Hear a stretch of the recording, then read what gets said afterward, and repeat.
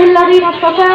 أما بعد، فقد قال الله تبارك وتعالى في القرآن المجيد: أعوذ بالله من الشيطان الرجيم، إنه لقرآن كريم في كتاب مكنون لا يمسه إلا المطهرون.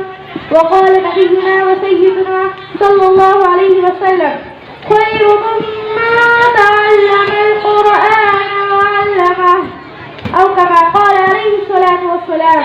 رئيس الحفل الأخضر وزملاء الكرام والمستمعون العظام والأساتذة الكرام، إني أريد أن ألقي أمامكم في هذه الحفلة كلمة حول موضوع القرآن، فأرجو منكم الاستماع بكل شوق ورغبة. فيا أيها المسلمون، هل أنتم تعلمون ما هو القرآن الكريم؟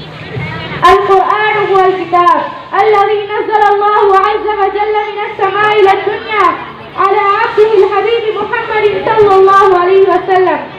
والقرآن هو الكتاب الذي نزل لهداية للناس إلى الطريق المستقيم. والقرآن هو الكتاب الذي دستور الحياة الإنسانية. والقرآن هو الكتاب الذي فيه شفاء للناس بما في الصدور. إن القرآن الكريم هو الكتاب المقدس الذي لا يأتيه الباطل. إن القرآن كتاب لا ريب فيه. إن القرآن كتاب لا يمسه إلا المطهرون. إن القرآن كتاب يقص علينا أحسن القصص. إن القرآن كتاب يأتي للتي هي أقوم. إن القرآن كتاب بشرى للمؤمنين وغيظ للكافرين. إن القرآن معجز في كل شيء. أيها المستمعون، فعلينا أن نعمل بما جاء في القرآن بعد أن تقبلنا دستور حياتنا، وأن نأخذ أحكامه بالنماذج، ونحث إخواننا المسلمين على أن يعيشوا بمنهاجه ويسلكوا تلك هدايته في كل مكان وزمان.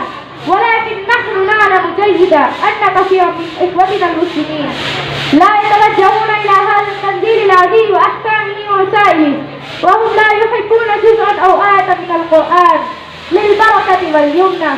وبالإضافة إلى ذلك لا يريدون أن يبعثوا أولادهم إلى المكاتب الإسلامية لتلقي القرآن والسعادة بتلاوته، مع أن النبي المحترم قال: خيركم من تعلم القرآن وعلمه. وبذا أختتم كلامي بدعاء القرآن: اللهم اجعلنا من الذين يستمعون القول ويتبعون أحسنه. آمين يا رب العالمين. والسلام عليكم ورحمة الله وبركاته.